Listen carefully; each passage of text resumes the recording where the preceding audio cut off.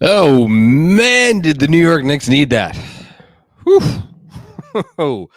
They should rename the Houston Rockets the Houston Robitussin.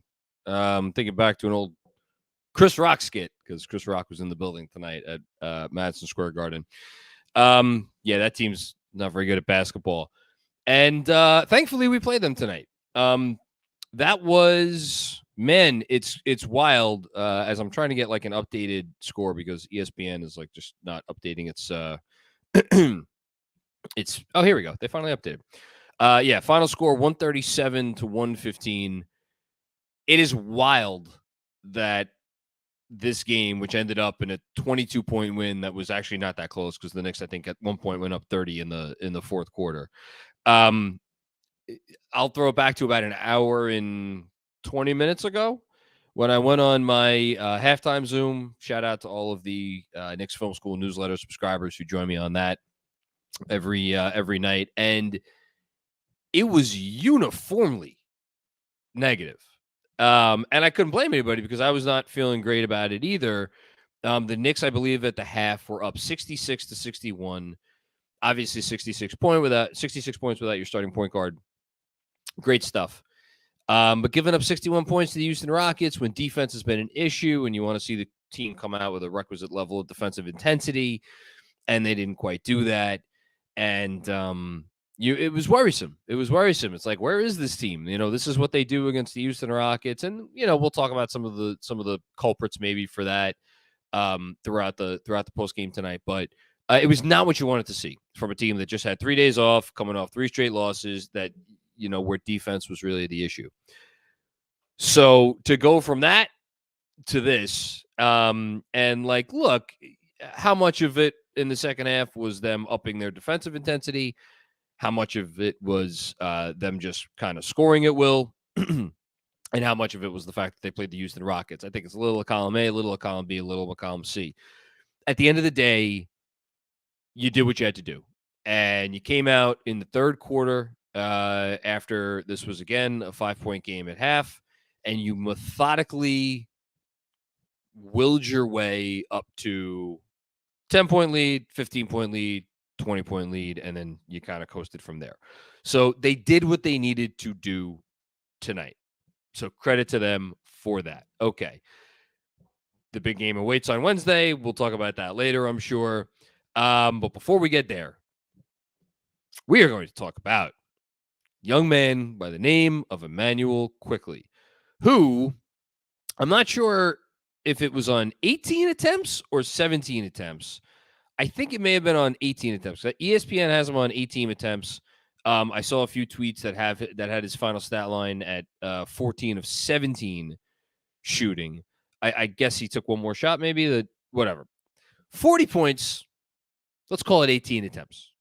14 of 18 from the field. 9 assists. 1 turnover. I said it during the game, and I will say it now. GMAC it says it's 14 to 17. Okay, well, GMAC, you got to call up the fine people at ESPN.com and tell them that they're wrong on their website currently. I said it during the game. I'll say it again now. I think this was his best game. All due respect to the Boston game was obviously more meaningful, and his ability to will himself to find an energy reserve in a double overtime game when like everybody else was just nobody else had it, and to do it in the Boston Garden. I mean, that is a game that we will be talking about, I hope, I think we'll be talking about it for a long time regardless, but I hope Emmanuel Quickley is here for a long time, and we're talking about it, you know, as kind of like the moment he announced himself to a national stage. That said, I think he was better tonight. And I don't know that I've ever seen Emmanuel Quickley be as in command of an offense. I mean, he was the best player on the floor, and there's no question about that. Again, not that there was that much competition tonight. We'll get to why. But yeah, Emmanuel Quickley is, and again, this is a third-year player. Of all of the things that have happened this season, Jalen Brunson becoming probably one of the, actually not probably, definitely one of the 10 best free agent signings of the last 10 years in the NBA. Julius Randle rediscovering his all NBA form. He was very good on offense tonight. Uh, you know, just the organization stabilizing.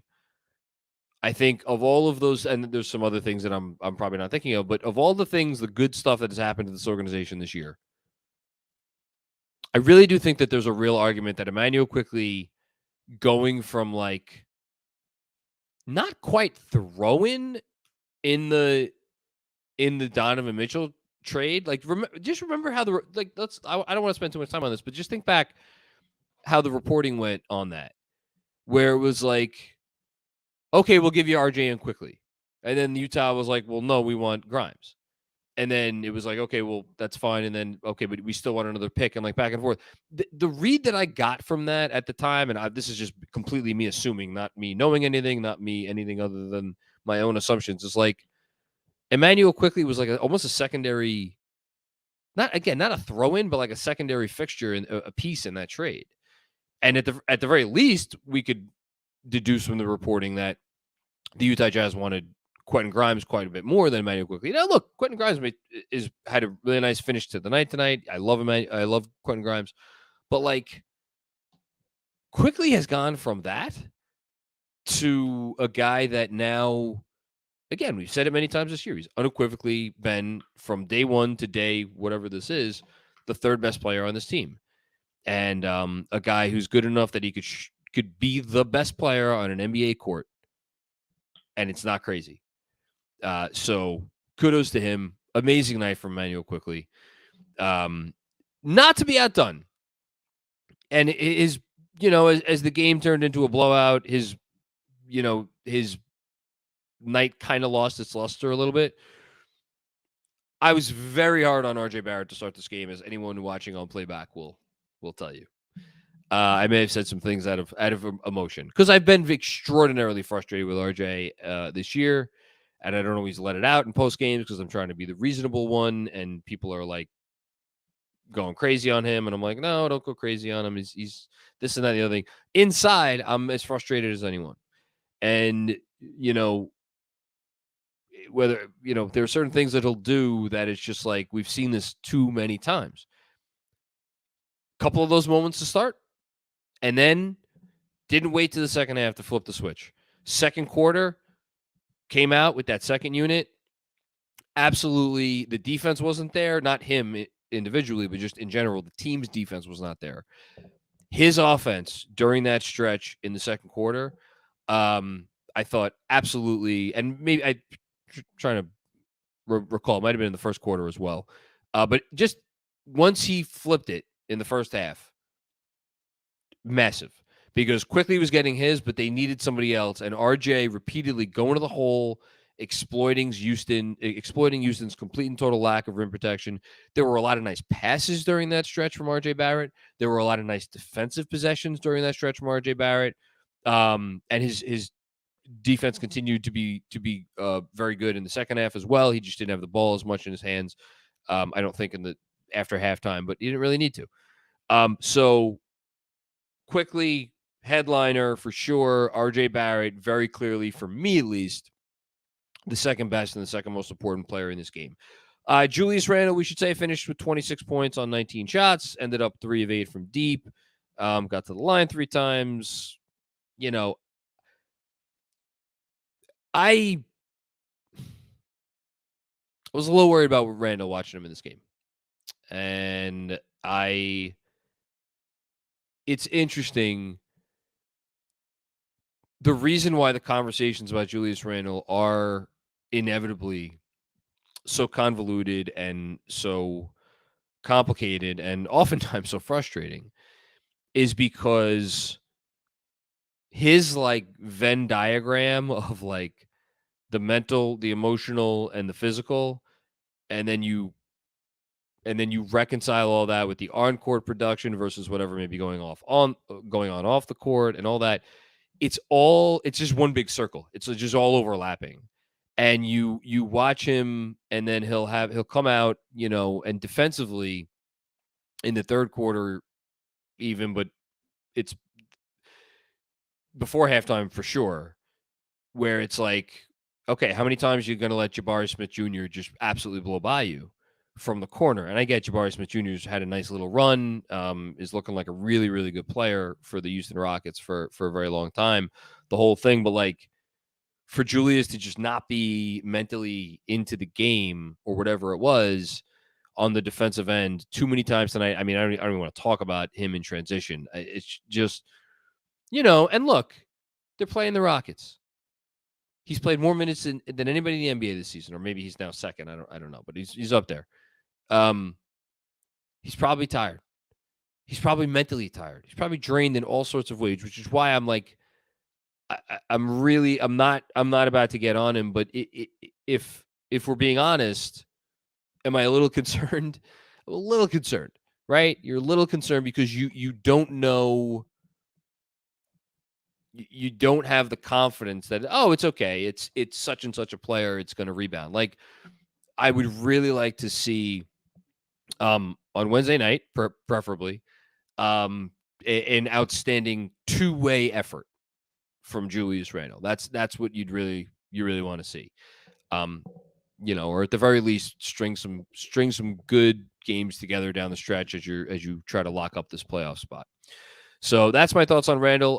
Mitchell Robinson, shout out to him. I thought he played a very poor first half and then came out. You could argue that he changed the game more than anybody else in the third quarter with his defense and his rim protection. He had 3 blocks. All of them, I believe, were in the third quarter. And talk about some spectacular blocks. I think his energy changed the game as much as anything.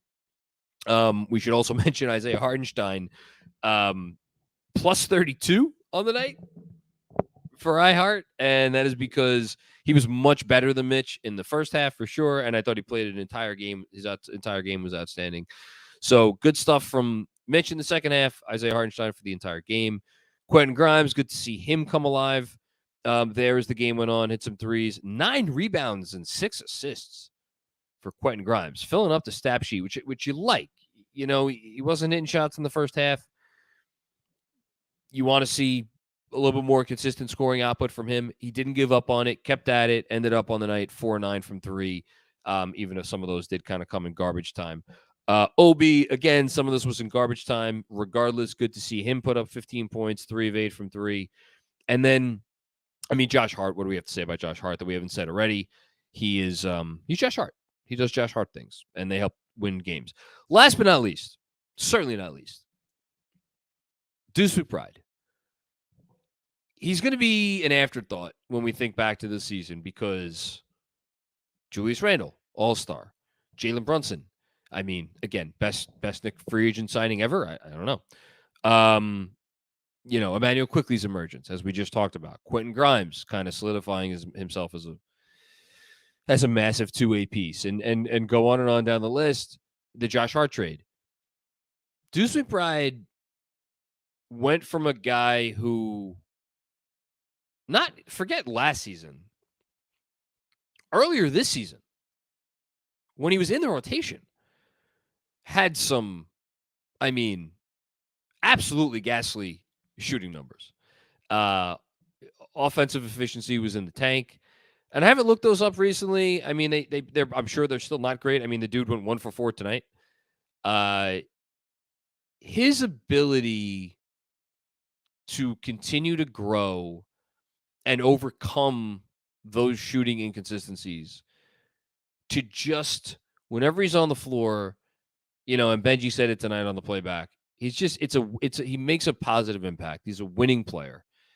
He's the definition of a winning player because all the little things and then some of the big things, Deuce McBride does them, and he certainly, again, contributed to putting this game away. I thought his minutes in the first half were good, but when he came in the second half, really helped put the game away against the Rocket team. That, again, I started to talk about the Rockets. I'll finish talking about the Rockets. It's not what you want if you're a fan of a young team, especially coming off of watching Orlando and the Orlando Magic, who are like, man, is there a team you'd want to root for more over the next 5, 6, 7, 8 years than the Orlando Magic with what they have going on there? and how well they're playing and everything. And the flip side of that's tanking done right. The flip side of that coin is what Houston's doing. So whatever, you beat who's on your schedule. Knicks are back to 10 games over 500. They are back for the moment, at least, to 2.5 games. I don't know how we're still 2.5 games up on the for the 5 seed, but here we are. Jalen Brunson and Emmanuel Quickley with a little love fest on Twitter. You love to see it. Okay. I think that's it. Andrew, Claudio, you want to come up here for a moment? You want to come up here for the personal injury report? Let's do it. Okay. Personal injury report presented by our good friends at Weiss and Rosenblum. As Andrew stares into the abyss. There it is. There it is. Don't forget, if you think you might have a case, again, this is the best part about Weiss and Rosenblum. We love our partnership with them. Shout out to Barry Weiss and Amy Rosenblum. Barry Weiss, a great Knicks fan. If you think you might have a personal injury case, call them up. They'll spend as long as you want on the phone with them or on the phone with you, explaining everything, any questions you have, the whole thing. 212-366-6100. Again, 212-366-6100. Or visit weissandrosenblum.com for more information. Prior results don't guarantee future outcomes, but again, no case is too big or too small. Go with a veteran, not a rookie. We have another personal injury report because Jalen Brunson didn't play tonight. He did not. And credit to you, Andrew Claudio. What did I say? Because on your pregame podcast, oh yeah, you said, I don't expect Jalen Brunson to play tonight. And I said, man, I can't believe I've entrusted Andrew Claudio with the microphone, the sacred microphone of Knicks Film School. Of course Jalen Brunson is going to play tonight. He's had 3 days off. He could not be more wrong, this Mr. Claudio fellow. And sure enough, yeah. Blind squirrel found himself an acorn. Don't worry.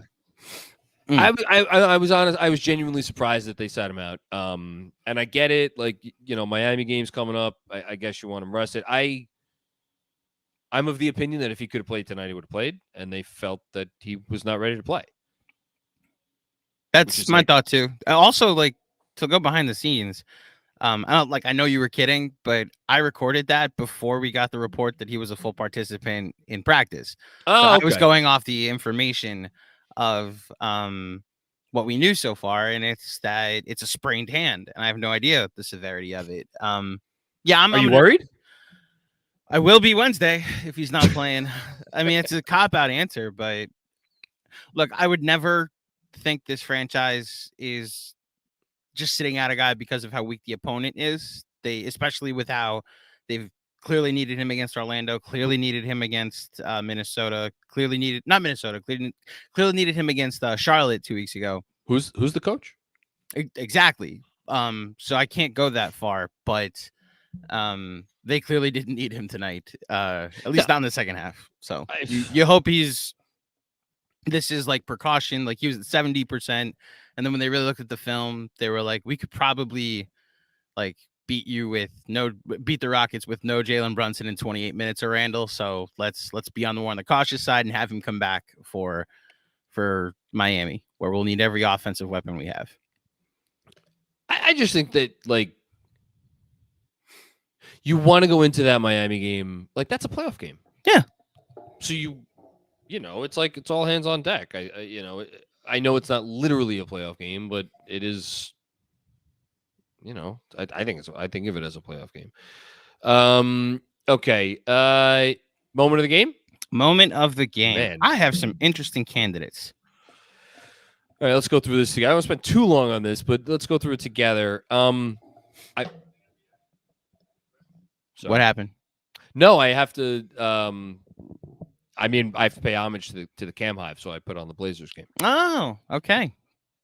Shout out to the Cam Hive. Shout out to the Cam Hive. I hope your boy plays 20 minutes tonight. Oh, that's right. We can't talk about his minutes. My bad. Listen, they're meaningful to me tonight because we need the Blazers to win over the Pelicans. Meaningful minutes. Yes, we need the Pelicans to lose so that way the Dallas pick can continue to get better. Shout out to the Dallas Mavericks who won tonight. And then shout out to the Pacers for laying down on the tracks so that way they could win tonight. So they better that's the type of scoreboard watching we're doing tonight. They better sit all those players in the last 3 games of the season. 2 of their last 3 games. Yes, exactly. Okay. The Mitch block where he took the ball out of the poor man's hands, where he palmed it and basically like stripped it, and it was a strip block, is what I called it. has to be it. Yes, that's one. Okay. You want to do Isaiah Hartenstein to Quentin Grimes for the backdoor cut? There you go. That's another. That's 80. That made it 89. 78. 89, 78. Okay. And then we got to have a Quickley one.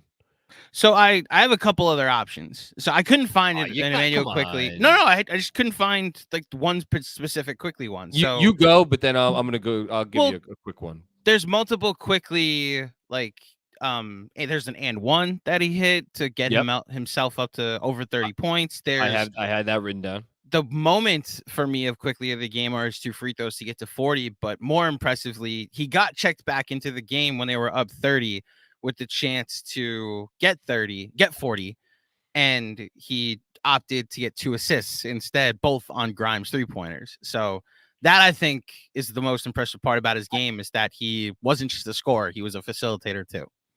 I think if you're going to have something, because I think the first 2 candidates have to be in there. I think if you're going to have a non-Quickley candidate for the 3rd spot, it could be it was actually a three-way sequence for Deuce, where it was defense, then offense, and defense for Deuce, but that was in garbage time, so I don't know how I feel about that. The Quickley one, I was thinking, actually, I think it was an alley-oop to Mitch that made it 59-54. Yes. In the second quarter, and then stole the ball and made it, I guess, 61-54. Yep, those are on there. Back to back. So there's a couple. Yes, we could do that. There's a couple other OLIs I just want to highlight. Okay. So, I wrote down the Randle buzzer beater to make it 102-90. I'm with you that I don't necessarily think that a Randle moment should be on there, which is why it's an outside looking in. That was into the 3rd quarter. Made it a double-digit lead going into the 4th. Yeah. This was very nearly a single-digit game going into the 4th quarter. What a wild game. They executed extremely well in the 4th. It's weird to say that a 22-point game is this way, but the score is closer than it actually was. Shout out to Trevor Keels for not his fault, but his minutes were when the Rockets kind of, missed it. So anyway, or got back into it, I should say. The Deuce block of Sengun. Back into it. They cut it down to 20 is my point. I was so low key. I was kind of hoping the Rockets hit one more 3. Why? Because then the Knicks would have won by 19 on the night that they honored Willis Reed. Oh, wow. Yeah. I was like, it was good. Like, too serendipitous. You shouldn't root for that, because I was just like at a certain point, like, okay, one more 3, Houston, but you couldn't even do that, right? Nah, it's a good job by you. So the Deuce block of Sengun was like a moment where like, oh, this game's over. And then there's a weird sequence. We were watching it, and it was kind of, we were relaxed more in the playback, where Hartenstein, there was a missed 3, and he dove for a loose ball to save it. And it led to an Obi 3 that he missed. And then Hartenstein dove again. The Knicks were up 130-99. And then Houston was able to get the rebound, but you like the hustle. Then on the defensive side of the ball, he blocks Boban, and then their hands got tied. And like Hartenstein basically treated it like the opening of John Wick 3. He just didn't have a book with him.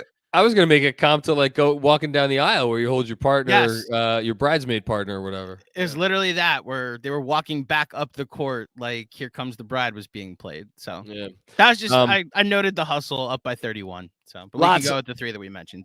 And that's the thing, right? It's like, yeah, they played the Rockets, but there was a version of this game where this was like, the Rockets have cut it to single digits with 5 minutes left. You know, that's not what the game turned into, and you like that. Last thing I'll just say, and you just made me think of it with the Julius 3. This game was 99-90 before the Julius 3. From that point forward, New York went on a 33-9 run. So starting with the Julius 3 was 33-9 run. Yep, pretty good. Yeah, and the rest is history. And now we let's go Raptors, and then we welcome in the Miami Heat for one more. Man, can the Raptors win that freaking game? They absolutely can. I know they can, yeah. Like, you're shocked before, which I'm also, based on where things were on Orlando, about how are we 2.5 up? Knicks gained ground in the past 4 days. Think about that. It feels like the sky has been falling, and yeah, like you said they gained ground. This is just a reminder. The Magic have given a lot of people fits like they did to the Brooklyn Nets last night. And just a reminder, as much as some respect the Miami Heat, they are a very flawed team as well. They just didn't play like it when they played the Knicks last Wednesday. Yeah, and then just very last thing to get out of the way in terms of where like clinching or this and that. I did the math last night. I'm pretty sure. With this win, for it not to go to a tiebreaker with Brooklyn, specifically with Brooklyn, the Knicks can now go 3-3 the rest of the way. So games against Miami, Cleveland, Washington, 2 against Indy, and New Orleans. If the Knicks go 3-3 the rest of the way, the Brooklyn Nets would have to go 7-0. They would have to not lose another game to beat the Knicks in the standings outright. And here's why that matters. Because the Knicks are, in all likelihood, not guaranteed yet, but in all likelihood, going to own the tiebreaker. It would take a kind of a complete and total collapse. They would have to lose not only against Miami and Cleveland, but they would have to lose one of those other in-conference games. So the 2 games against Indiana and then the game against Washington. And as long as they don't do that, so like things are very well set up for them to be in the top 6 when all this is said and done. Now you can put all of this to bed if you go beat Miami on Wednesday, but yeah, exactly. Just win Wednesday, and then you don't officially take your foot off the pedal or completely exhale, but that will go a long way toward, because then you're up 3 on Miami. You have the tiebreaker there. That's a division, not a division. That's a conference win, which adds more to the tiebreaker you're eventually going to have on the Nets. Yes. And yes. Just avoid any scenario of a 3-way tie. Plus. If you want to go to magic numbers, the Knicks' magic number to clinch the 5 seed is now 5 because they won tonight. It was 6 going in. It's now 5. If you win against Miami, it goes down to, I believe it goes down to 2. Might go down to 3. No, because you gain 3 because then you have the tiebreaker, because it's a Knick win, a Heat loss, and then you have the tiebreaker because the Knicks then don't need to get to 48 wins to officially win. They need to get to 46. I think it might depend on what Miami does against Toronto tomorrow, but we can get back. Whatever. Just beat Miami, guys. Beat Miami. How about that? Yes, beat Miami. Goes even farther. Let's get to Super Chats. I'm sure we have some excited people, as they should be. This was an exciting night. It's a good night. Okay. First up, Keith. What's going on, Keith? How are you? I saw you sent me a DM. I apologize. It's been a busy couple of days. I will get back to you soon. Bounce back game. We handled business. IQ is such a treasure, and I don't even want to think about him being in another uniform. Let's be ready for Wednesday. It'll be a playoff atmosphere. Shouts to KFS. Thank you, man. Yeah, I don't want to either. And I think you might be alluding to today's newsletter, in which I kind of speculated about Windhorst's podcast last week, in which he said the Knicks are positioned to get, trade for 2 stars. And for anybody who didn't read it, well, first of all, go read it. It's free for anybody who wants to read. And second of all, if you play that out to its logical conclusion, the Knicks trading for 2, he said star level players, which is important verbiage. Probably that means sending out not only all of the picks, but like, if not every good young player on this team, like a lot of them. And it just is a very interesting scenario to me, because this, to me, unless you're getting like a Joel Embiid or a Luka Doncic or like one of those caliber of players where it's like, okay, they have this player now and they are instantly a contender. Unless you're doing that, I don't know that this team needs to shake it up to that degree. And I think it's much more a degree of, or much more a matter of trading for a guy or guys who are the right fit. And that is in part because the players they have here right now not only fit very well. Emmanuel Quickley is a perfect fit for this team in so many ways, but they're also really freaking good. And I'll say it again. I think we're not far off. If his growth curve continues the way it has gone this year, talk about Emmanuel Quickley, I don't think it's crazy that we're discussing him as a top 50 player in the league at some point in the next, I don't know, year, 2 years, whatever it is. I think that's where this is headed for him. Again, third year player. So pretty good. Pretty good stuff from IQ. Thanks, Keith. Dan Hidalgo, what's going on? Thank you for the generosity, Dan. Could be on an island here, but IQ has a higher ceiling than Brunson. Oh, my goodness. Okay, I'm going to go back to that. We would be the most dangerous. We would be the most dangerous with Jalen off the bench. That's not happening. That's not happening. You'll sooner get me as the starting point guard than Jalen Brunson coming off the bench for the New York Knicks, unless he's like 37 and it's the end of his career. I don't know about an IQ Brunson backcourt. Going to end it here because before I say something too blasphemous, I think you've crossed that bridge already, Dan. So I'll lean on Benji as I do 2 to 3 times a post game. And when Brunson, it's not that so the numbers for this team with Quickley and Brunson, and almost all of those. Well, let me rephrase that. The numbers that have been most exciting to me with Jalen and Quickley on the floor at the same time, or the best numbers really, and it's a small sample size, have been when Julius off the court. And I find that interesting because it's with Obi. It's who's more of a cog. It's with a lot of those are with Hartenstein, who's again good passer, maybe can do some more things offensively than Mitch. And it's with whatever shooter you want out there. Like those again, it's kind of small sample size, but those lineups have absolutely destroyed teams. I don't have an issue with Brunson and Quickley together. What Benji's point is, and then I'll regurgitate here, is that when Quickley is out there with both Brunson and Randle, you lose what makes him special. So I think he is the perfect 6-man for this team, and I think he's going to win 6-man of the year because he's so perfect.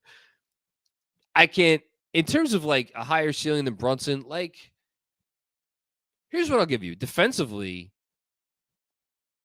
Brunson could never be what Quickley is. Just physically, he doesn't have the tools. And we may not even have seen Quickley's ceiling defensively yet. So, and that's a big part of the game. And I think for as much as Jalen Brunson has advanced as a pull-up shooter this year, I think Quickley's still better than him in that department as well. And certainly, again, there's, I think, an additional ceiling there. What's tough for me here is like Emmanuel Quickley has gotten a lot better creating for himself on the ball. I mean, God knows we saw it tonight. We saw it in the Boston game. We've seen it a lot this year at other times, especially when he's running second units where it's just like, okay, Emmanuel Quickley is going to get into the lane. He's going to dribble into those 8, 10, 12, 14 footers, and like they're going to be money. And he's been hitting some obscene number from like the short mid-range. I think he's been hitting, I haven't looked it up in a week or two, but like since January 1st, Quickley's hitting like 60% of his short mid-range or something insane. So like that's all great. Jalen Brunson's one of the top 10 shot makers in the league. Just full stop. And I mean, there was a stat going around recently that I had checked actually a day or so before it came out. And I think I mentioned it in a newsletter. Like on isolation scoring amongst high volume guys, Jalen Brunson's the second best isolation scorer in basketball to Kyrie Irving, who, other NBA pros think of as like one of the top 5 to 10 isolation scorers ever. That's how good Jalen Brunson is. Now, there are other parts to the game than that, and I think Jalen Brunson excels at some of those other things too. I don't know. I don't know we don't need to pit the two of them together or against each other. Like, they're both really good. I'm happy we have them both, and I absolutely think there is a universe where they are both New York Knicks for a long time. Despite the fact that Emmanuel Quickley recently did come out and say, I want to start eventually, and I don't take that lightly. So we'll see. Thanks, Dan. Jesse M, what's going on? He's got drugs for 3 legs. Line of the night. If you know, you know. Thanks, Jesse. Appreciate it. Danny Gardner, feel better now than at the half. Danny, you were losing it. You were losing it at the half. I gotta say, it wasn't just you. I mean, Jason. Oh my God. I don't know if Jason's in the chat. Jason at Meredith. Shout out to Jason. He was done. He's like, I'm done. This team's not doing anything. Which I don't know how differently he feels because again, this is against the Rockets, But this is a really good basketball team. and 76 games worth of data, it doesn't evaporate with a poor 3-game stretch, especially a poor 3-game stretch in which you just saw absolutely unsustainable shooting from the opponent. And then sure enough, in the first quarter tonight, the Rockets go out and they shoot 6 for 6 from the mid-range, which is like, not something you usually see. Thanks, Danny. Hamdi, what's going on, Hamdi? Thank you for the generous contribution. Appreciate all the generosity, guys. Seriously, I'd never say it enough. 1 down, 1 to go. Thank you, IQ. I like that Randle got to rest in the fourth quarter, ready for Miami. I didn't even think of that. Oh my God, did he go back to the quote? Tibbs went back to it. Winning is more fun than fun is fun. Yes. Amen, brother. Amen. Yeah, Randle, did he play 30 minutes tonight? I'm going to guess he did not play 30 minutes tonight. Julius Randle, 28 minutes tonight. Quickley only played 30, actually.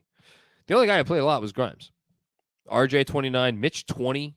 Hart, 25. Hardenstein, 24. Yeah, so good night to the rest of the guys. Let's go get it against Miami, man. I'm excited for that game. I really want Brunson to play. I really want Brunson to play so badly. Because that is, I don't know, Andrew. Don't come up here, but I want you to think about this for a while because you're the historian. And then you pop in whenever you think about it a little bit. Biggest regular season Knicks game since when? I don't know. It's been a long time. Thanks, Andy. Robert Cross, what's going on, Robert? Oh, I have a feeling I know what's coming. It's your boy John. I am not one to stir the pot, but what happens when IQ decides that he is a starting point guard this summer? Thanks. I'll hang up and listen. Hashtag 53 wins.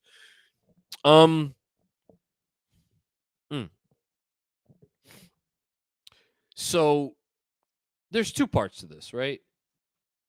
The Blazers just cut it to 19. It's 39-21. So I don't think that we're getting any help with the Pelicans losing tonight, which would affect the Mavs pick. Anyway, so there's 2 elements to this. There is, well, first of all, the Knicks don't have to engage Emmanuel Quickley in his camp at all this summer because he's not a restricted free agent yet. He's extension eligible. He's not a restricted free agent. And if you do extend him, here's the other part of it. If you do extend him, it brings in the poison pill provision, which makes him very hard to trade. So if you're a Knicks team that likes having as many options at your disposal as possible, which I think this front office clearly does, are you... Oh, it's Kevin Knox. Sorry, I got to turn this game off. It's very distracting. If you're a Knicks, like, does that factor in at all? Like, basically, if you're trading Emmanuel Quickley, if you're re-signing Emmanuel Quickley this summer, and this should not be any crazy thing, but it does need to be said, you're re-signing him with the notion of like he's going to be here long term. Like, we're not signing him to just go ahead and trade him at the deadline or maybe even next summer, although next summer the poison pill gets lifted. Like, and this is where it really comes down to brass tacks. What's the offer? Because I guarantee you, and again, this is to me where I view myself as a starter, or I want to be a starter someday. This to me is where those comments carry more weight than the practicality of like literally him starting. If Emmanuel Quickley thinks he's good enough to be a starting point guard in the league, like go sort the starting point guards by salary. And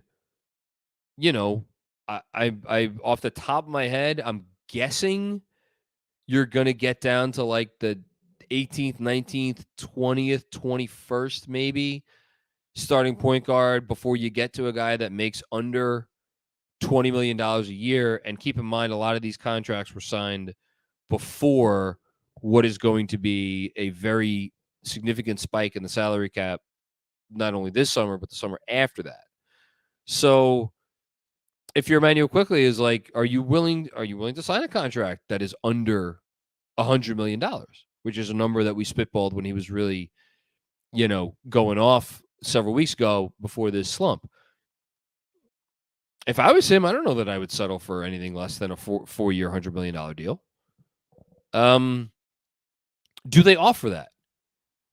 And in offering that money, is that their way of saying, like, look, we can't promise you, and I mentioned this recently, we can't offer you a starting job here right now, but we could pay you like a starter. And, Robert, you know better than anybody. Money talks and bullshit walks. And it's not like he won't start here occasionally. And this gets into a little bit of what me and Benji talked about, which is like Jalen Brunson. Guy gets nicked up. Going to miss some games. He could be a starting two guard alongside Jalen Brunson. So it's like, look, man, you're here. You're probably going to start 20, 25, 30 games a year. We know it's not a starting point guard, but I don't know. I'm fascinated to see how that negotiation goes and whether there is real progress or whether we get reports like the two sides are far apart, And last but not least, and you don't want to hear this, and I don't want to say this, but like, could that impact their decision-making process when it comes to whether to include him in trades? There's a lot going on. Anthony Sixto, what's going on, Anthony? Hart diving all over the floor up 30 is a Tibbs dream come true. It's any coach's dream come true. You know who wants to see their guys diving on the floor? How about Steven Silas? Coaching a team full of kids. If anybody should be diving on the floor, it should be those guys. So, like, that's why this is not the point you're making, Anthony, but like, this is why I want to be like, people are like, oh, he's a Tibbs guy. The guy plays hard. Guys play hard. That's every coach's guy. Sloppy but fun game before the real stress begins. Hashtag Keels undefeated. Hashtag even keeled. Yes, Wednesday night will be stressful. Wednesday night is a big game. I don't want to downplay it. I just called it a playoff game. The whole thing. I want to be very clear about this. Wednesday night is not a must-win game. Again, they are currently 2.5 games up on the Miami Heat. Going into Wednesday, they could even be 3 games up on the Miami Heat and still be in a position where even if you lose that game, and again, I'll play it out because it's just on my mind now. Like, let's say the Heat go out and lose to Toronto. Okay. And then let's say the Heat defeat the Knicks. Okay. Now you're back to 2 up on the Heat. Okay. Let's say you go out and lose to Cleveland and Miami wins another game. You're 1 up on the Heat. You still at that point control your own destiny. Win the last 4, 2 Pacers, 1 Washington, 1 Pelicans, and again, and that's assuming Miami just like wins out. So like Wednesday, very important game. Not the end of the world if they lose. You want to see them win it. Thanks, Anthony. Sam Garcia's dad. What's going on, right? This was the get well game we needed. I agree. Thank God. Wax poetic about IQ for me. And you put a little glass of scotch there. I may need Andrew to come here and filibuster for a minute at the hour mark so I could fill myself up with a glass of something because I should be celebrating tonight, right? Wax poetic about Emmanuel Quickley more than I've done already. What team would not want this player? And actually, this is going to turn into waxing poetic about what this front office has done. This team has put together a roster full of guys that I think you could say legitimately what team wouldn't want this guy. Emmanuel Quickley, Quentin Grimes, Josh Hart, Jalen Brunson, Deuce McBride. I'm not saying Deuce McBride would get rotation minutes for every team. But like again, what team wouldn't want that dude? Isaiah Hartenstein, I gotta say, the way he's played the last few months, Isaiah Hartenstein has to go into that category. What team would not want Isaiah Hartenstein as their backup big, even if it's only for 12, 14 minutes a night? And then you could get into like Obi and Julius and RJ are kind of more, it's more of a fit issue. So I don't know if it translates quite to those guys. But for everybody else that I mentioned, what team wouldn't want these guys? And I think Quickley is at the top, arguably at the top of that list in terms of that dude could play 25 minutes a night for any team in the league. Thank you, Sam Garcia's dad. Sam Garcia. A stress-free second half is always nice. It was not a stress-free first half. Wasn't even a stress-free third quarter. What are you talking about, Sam? I disagree. I disagree, Sam. That was a stress-free last 8 minutes for me. For me, personally. It was a stress-free last 8 minutes. Thank you, Sam. Nick Petroselli, what's going on, Nick? Moment of the game is Quickley hugging Obi immediately after hitting the free throw. Shout out to the front office for achieving their goal of creating a family. Sixth Manual. Yeah, I loved that. That was great. You love to see those two are so special, which is why, like, the notion that if you were taking bets on like which Nick is most likely to be traded this summer, it's unfortunate. You probably have to put Obi at the top of that list. Yeah, it's nights like this where it's like you don't want to break up this core, and especially you don't want to break up that tandem. It's such a special tandem. And yeah. It's cool. It's really cool. And it's rare. Especially in professional sports, right? It's like that's a college. That's like something you see in college. It's not something you see in the NBA. So really, really cool.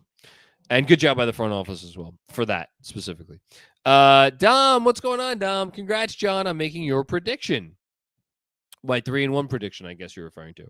I honestly hated most of this game, but the feel-good finish can only help get the vibes back on track.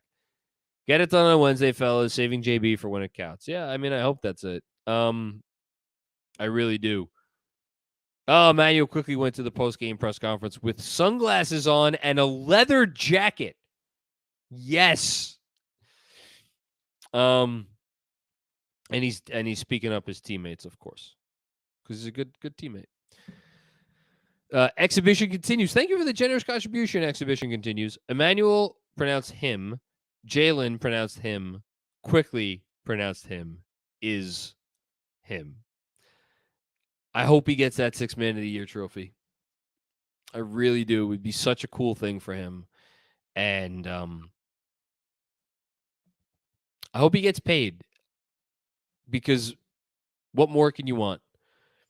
I want to, obviously it's not going to be updated right now, but like I'm going to actually go up and look up a particular stat of his, because I'm curious. He, even when he's not shooting well, it's like that's what made the first half against Orlando so unsettling, is because like, whoa, Emmanuel Quickley is playing poorly. He might be shooting poorly. He goes through stretches where he shoots poorly. But Emmanuel Quickley never, ever plays poorly, which is what made the first half against Orlando so weird. And to me, it's like, I know that's not maybe the I don't know what the actual definition of what qualifies someone to be him in this sense. I think it's more like the top end stuff. But to me, the baseline for Emmanuel Quickley is what makes him him.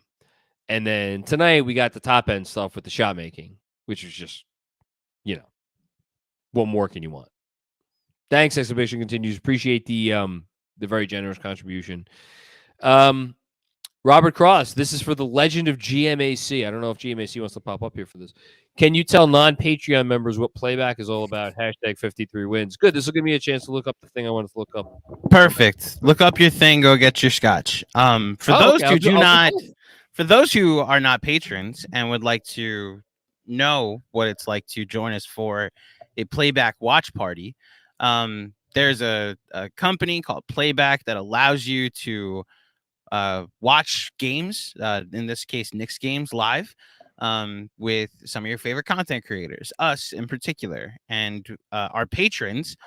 For as little as $7 a month, you get access to all of our playback watch parties. We were on playback tonight. You're then given the link. I think you need an NBA League Pass or a cable subscription in order to sign up. You need access to a Knicks, an NBA subscription package, and then you log in with your TV provider or your League Pass provider, and then you're able to watch games with us throughout the season. So our next one is Wednesday for the Miami Heat game. The casual crew of me, Mensa, Sean, and I'll get back to you later on whether the Legend of XJ will be there. But yeah, it's created some really cool moments. We got to watch Julius Randle's near buzzer beater on playback and near heart attack on playback. And we got to watch tonight, which was a ton of fun, especially that second half when the game got out of hand. So that is playback. As far as your answer, John, to the most meaningful, most important regular season game since. So it depends how you view the We Here season, because there's 2 games at the end of the year when they were fighting it out with the Hawks and the Heat for the 4 seed, where the Knicks played a game against the Hornets that went into overtime. The Hornets were a play-in team that year. Julius Randle had 33 points and 13 assists in that game. Looking at the assist numbers for Randle through the game logs is kind of nuts when you go back and look at the We Here season. But they won in overtime.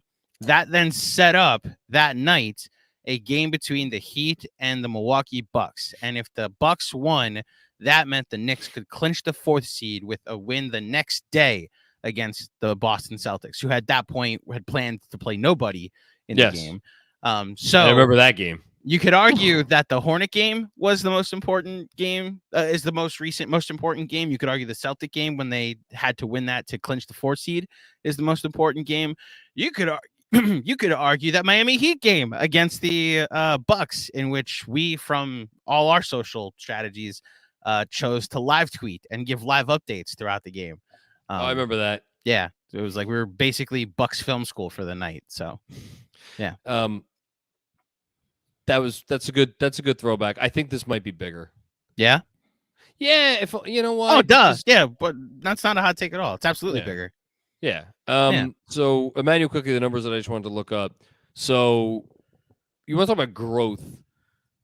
This is a player who came into the league his rookie year, took less than 10% of his shots at the rim, 8%. Now, went to 13% last year. It's only 17% now. But that's partially because he still takes so many shots from the short mid-range. Now, normally 17% shots at the rim for a guard, very, very bad. Here's why it works for him. Because that short mid-range number is so high, his accuracy at the rim, after a rookie year, 56%, last year, 62%, 68% at the rim, which is 76th percentile for combo guards. That's really good. He makes essentially, 7 out of every 10 shots at the rim. So when he gets there, he's making it. And then here's the big number, 49% from the short mid-range. And again, since January 1st, that number is actually, I think, pretty much closer to 60%. But even 49% in the short mid-range is 79th percentile among combo guards. He is at the point where the short mid-ranger is a weapon, and he hits enough of them to make it a weapon. And which is why between the rim frequency and the short mid-range frequency, together, it's more than enough. And then and this is the number I actually was going to look up, his overall points per shot attempt for, again, among combo guards, according to Cleaning the Glass, 62nd percentile, which is 114.8 per 100. 62nd percentile is pretty good. He's almost in the top 2/3, which when you factor in the defense, it's just these are the numbers of a really good player. Really good player. That by the way, has taken a usage hit this year. 25 usage as a rookie, 24 usage last year, 20 usage this season. He has willingly taken a step back, sacrificed in that sense, and has gotten better. Mm-hmm. So anything you could want from Emmanuel Quickley, you got. Agreed. Thank you, by the way, GMAC, for filibustering for a minute. Will Oliver, what's going on? Well, Vibe win. Now let's get the statement win on Wednesday. Ooh, I like that. Vibe win, statement win. Very cool. Frank Miranda, what's going on, Frank? What's up, Mac? It's your boy Frank from Patreon. Quick is going to get paid this summer. He should be a starter. Can we come together as a KFS family and start a GoFundMe to send, oh my goodness, not the night for this, Frank, to send RJ back to basketball camp to learn how to dribble, hashtag let's go Knicks. I know there were a couple of moments in the third quarter, maybe early fourth, I forget, where he did some not great things. This was a really good game from RJ Barrett, coming off a really bad game. And that bad game was coming off of 4 mostly good games, although whatever. Look, not everybody's growth process is the same. Frank, I promise you, no one has been more frustrated by RJ Barrett than me. You got to be fair, though. And again, in my soul, do I believe RJ is going to be as good a player as like many people watching this right now believe? No, I don't. At the same time, I cannot dismiss the evidence. And there is real, tangible evidence that for as much as the bad seems really bad, there was a lot of good there with this player. And, we'll see how patient they are.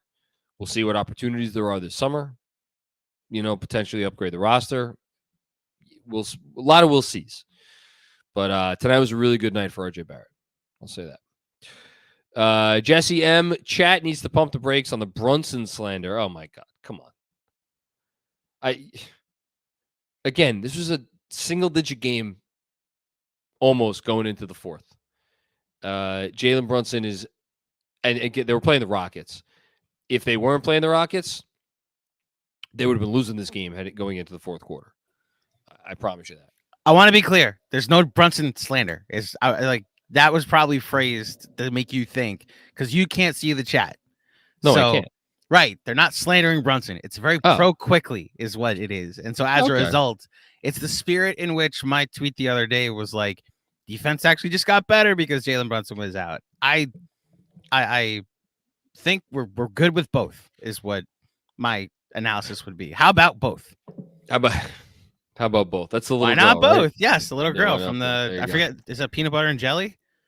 I have no idea what I'm gonna look up what what that commercial line is from. But you do that. How about both? Emmanuel Quickley and they're a +8 together on the court this year.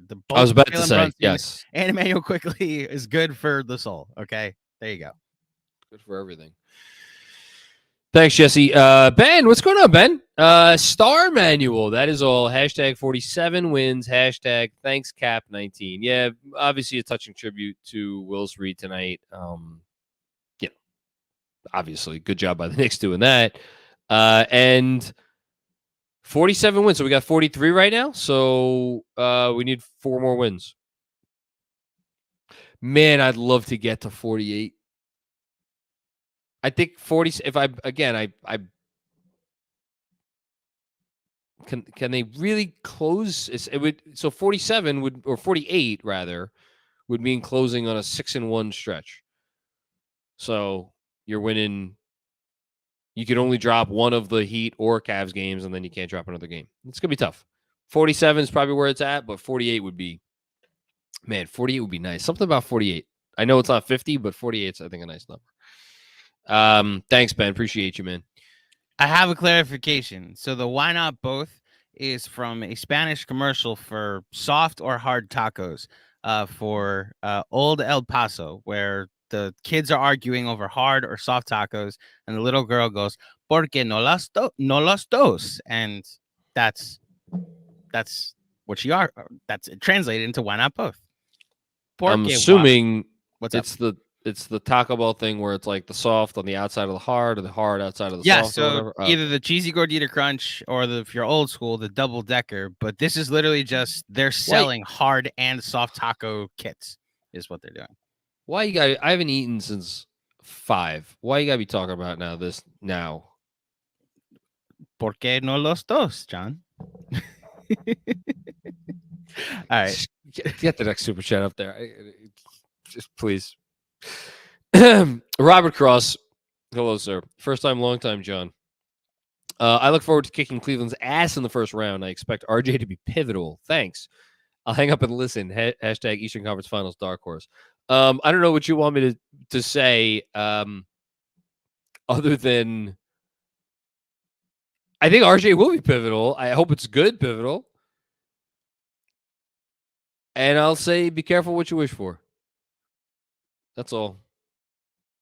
Be careful what you wish for. I'm gonna at some point do a deep dive for a newsletter that I'm gonna run play-in week when hopefully we're not playing about like I want to go do two deep dive or two like research things because I think the Cavs at this point there's a very real chance that the Cleveland Cavaliers will finish this year with the best net rating in the NBA. Like that is absolutely on the table. And how often do teams that finish with the best net rating in the NBA lose in the first round? I don't know. You could tell me that it happens often. I wouldn't be surprised if one of the recent, like I know a few of the Jazz teams that recently had the best net rating in the NBA, and I'm trying to think if one of those teams lost in the first round. I know last year they lost in the first round. They did not have the best net rating in the NBA. Regardless, I'm getting off topic here. But yeah, Celtics are plus 6.5. Cavs are plus 5.9. And then third place, Philadelphia 76ers, plus 4.7. How about the best three teams in the league by net rating are all in the Eastern Conference, and they are the three potential first-round matchups for the Knicks? Like, you want to talk about just not the best year to be in the middle of the Eastern Conference playoff picture. But yeah, no, these Cavs are good, man. Cavs are good. I agree. It's a favorable matchup as you're probably going to get out of those three teams. Although, and that leads me to the other thing that I want to research, which is Boston. They were world beaters for a month and a half, whatever it was, and then they've fallen off. What's the historical precedent for teams that like shot out of the gate over the first 20, 30 games and just were like, look like, the 96 Bulls, and then kind of tapered off to be something more like just like an average, decent, good team over the rest of the season? Like, do those teams perform well in the playoffs? Do they not? I don't know. Something to look into. Thanks, Robert. Would you like to know the last team to lose in the first round that led the league in net rating? Can I take a guess? Sure. Was it the Mavs team that lost the We Believe Warriors? No, but I can go back that far. It happened since then. Oh, that was 06-07? Yep, 06-07. The Spurs had the best net rating. So it wasn't even then. But now it's within the last, I guess that's 16 years. It is Knicks related. It's Knicks related? Yes, current Knicks related. Who's the head coach of the New York Knicks? Oh, but that's cheating because he got injured. I'm just giving you the answer to the question. Derrick Rose got hurt in 2012. They were 50-16, had the best record in the NBA, lost in the first round after Derrick Rose got hurt in game 1. And they ran roughshod over the league. 50-16, correct me if I'm wrong? 50-16, the record. Yeah. Yeah, one of the best winning percentages of the last 20 years at the very least. Do me a favor, because that deserves an asterisk. If you could go back and look and see if the one before that was actually, no, you just said it wasn't the Mavs. So who the hell knows what the one before that's that why was. That's why I was going through. The one thing I will say about the Cavs being the leading the league in net rating, first of all, they're second. And I know. And it's like all of these net ratings that we're looking at that like led the league, and so it was clear, and this was like a 60-win team. Like you go through the Warriors with the mid 2010s Warriors where it's like 9.9 and then 10 plus net ratings. You have other like 8 and up in their net rating. This is a low year. Very low year because the scoring is so high. So there's not really a big gap between one and there's a gap between the Celtics and Cavs, but then you go from like Philly to Milwaukee is 0.6. I would actually love to know again. I'm tasking you with a lot of research. You're good. I would love to. What I would love to know when the last time the third best team in net rating finished with a net rating under 5. Because right now it's Philly at plus 4.7, which again for the third best net rating team seems extraordinarily low. I know only because they talked about it. I think on either Wendy's pod or Zach a few weeks ago. The fact that in the West there is one team above 4, and it's barely, with Denver plus 4.2, and then, or excuse me, 2 teams, sorry, Grizzlies plus 4.5. But like, even to not have a single team above plus 5 in the West in a whole conference, that's very unprecedented. I am through the 2010s without a team plus that, without a third place team being below 5. There you go. All right, we'll keep it going, and then let me know when you find something. You got it. JM, what's going on, JM? First time commenting. Oh, thanks for coming. Thanks for all the content. It's our pleasure, I promise you. Obi is really becoming an issue. Oh, come on. We're going to do this today. Fast breaks a mess. No defense. Deuce or Fournier deserves the time. Okay. Some of the lobs have been a little off. I do think, again, it bears repeating that we may have gotten a little spoiled with Obi as far as Derrick Rose throwing him a lot of those lobs. But it wasn't just Rose. Yeah, I mean, and also teams like game plan for him more now and the whole thing. But yeah, the lobs have been messy. It's a thing. I can't say I'm terribly worried about it, even though transition is obviously the biggest thing he brings to the table. As far as like no defense, here's the problem. First of all due respect to Evan Fournier, if you're talking about defense, like, I don't know if Evan Fournier is the answer. And also whether it's Fournier or Deuce obviously is a good defender. First of all, Obi, his offensive production, I just wax poetic about Deuce. It's better than Deuce. So it's like, you got to be fair there, even though Deuce's defense obviously is very impactful. But there is just such a thing to having a certain amount of size. And if you, just for argument's sake, if you took Obi out of the rotation, so then you're going to do RJ running with the second unit. And then you got RJ, you got Hart, and you got, if assuming they're fully healthy, Quickley and Deuce. That's a really small lineup. You got, and again, all due respect to Emmanuel Quickley's wingspan, like Deuce, he's a smaller guy. Quickley's still the size that he is. Like Josh Hart's 6'4", 6'5". And then RJ, you're trusting to play the 4. And if RJ had like the tenacity and rebounding instincts of a Josh Hart at his height and size, I think that could work. He doesn't have that. I would argue, if anything, RJ maybe plays as a rebounder a little bit, and as a, to say nothing of the fact that he doesn't always box out, although he had some nice box outs tonight. Like, it's a little too small for me. I worry about how much they would get killed on the boards there, especially since, as we've documented, even as he's resurrected his season, often in spectacular fashion, Isaiah Hartenstein not good on the defensive board. So you're opening yourself up to a lot of stuff there. Is it nuts? No, I just think tonight's not the night. And Obi,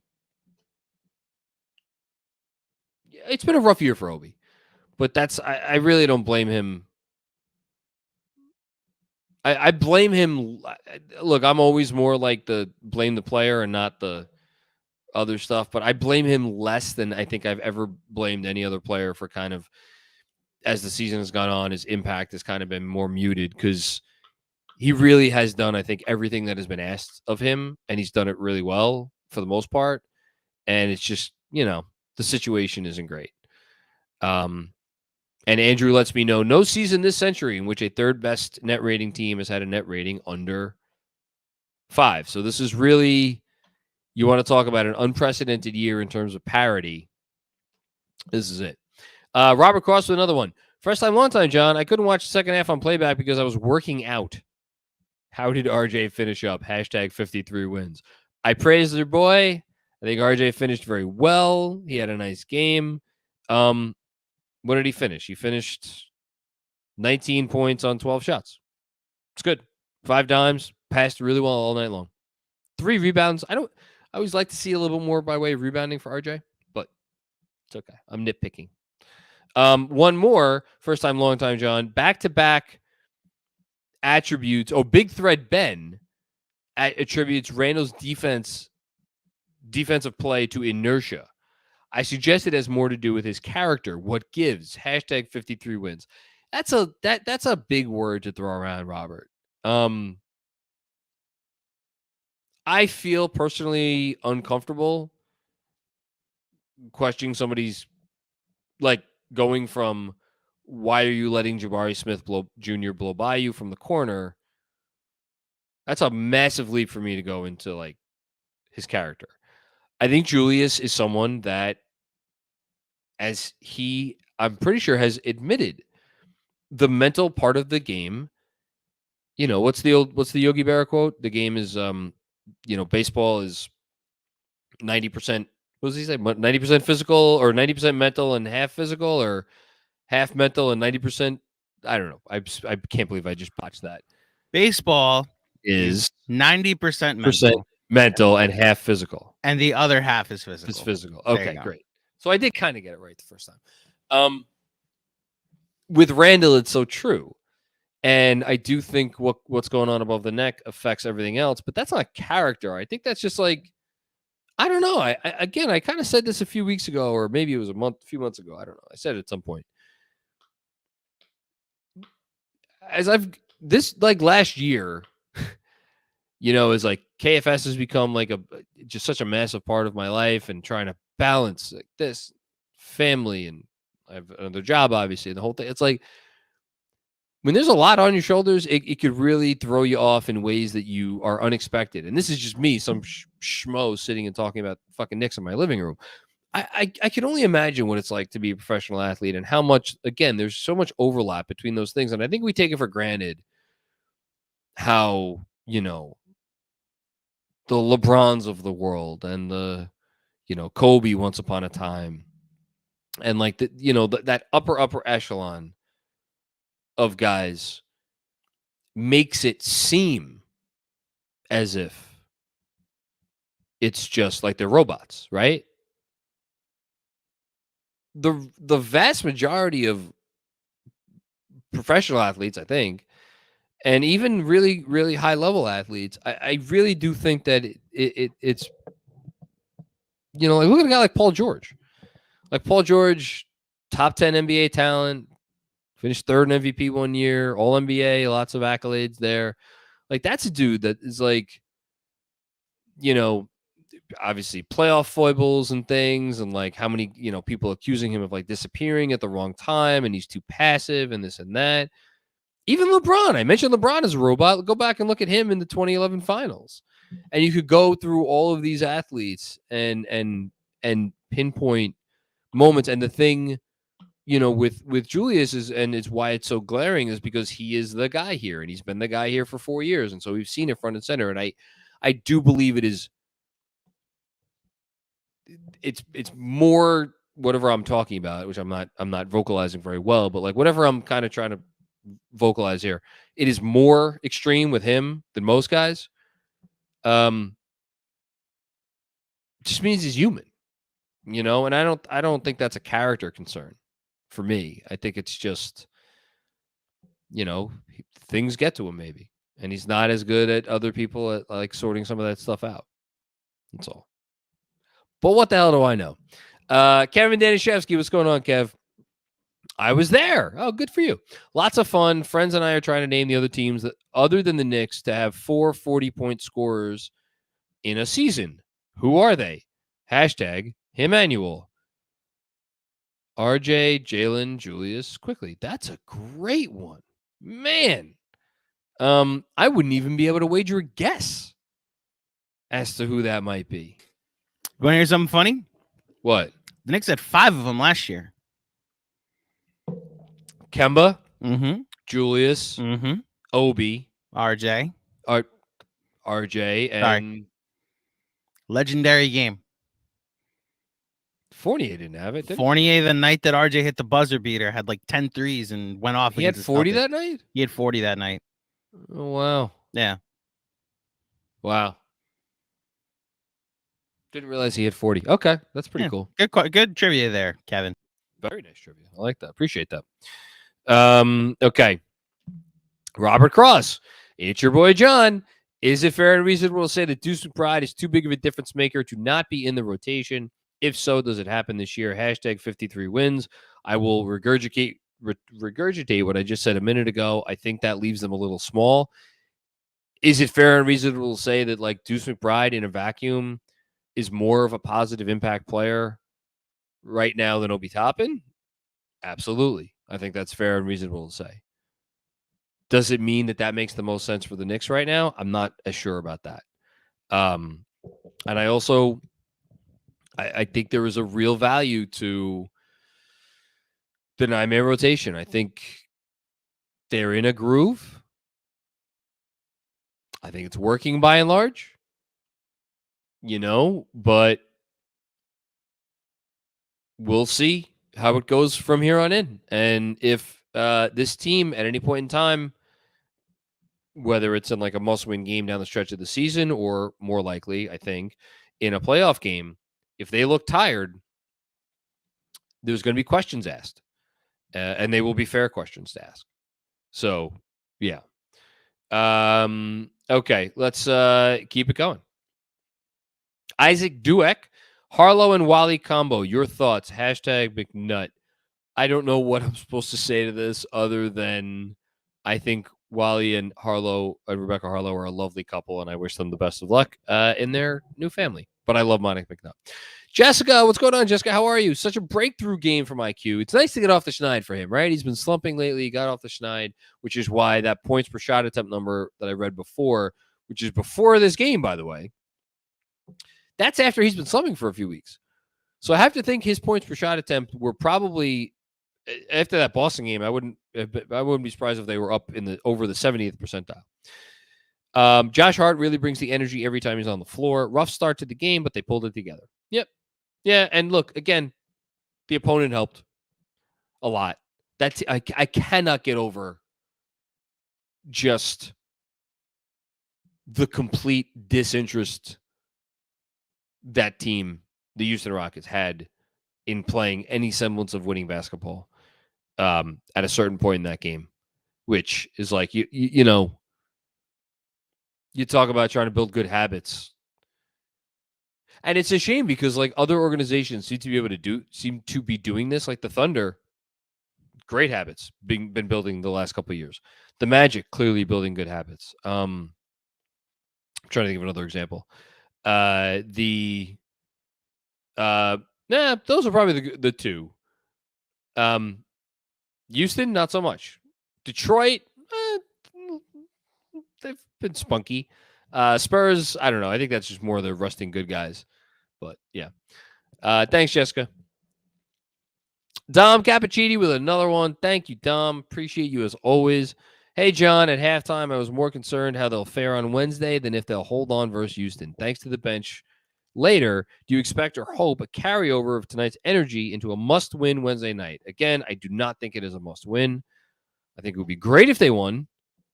Would be a capper on an amazing season in a lot of ways to beat the Heat, a team that historically has given you a lot of problems, even though they're 2-1 against them this year. Do I expect a carryover? I do think getting tonight and having tonight turned into the night that it turned into in terms of how they won this game, I do think that was important. I think it was very important for Emmanuel Quickley to have the night that he had.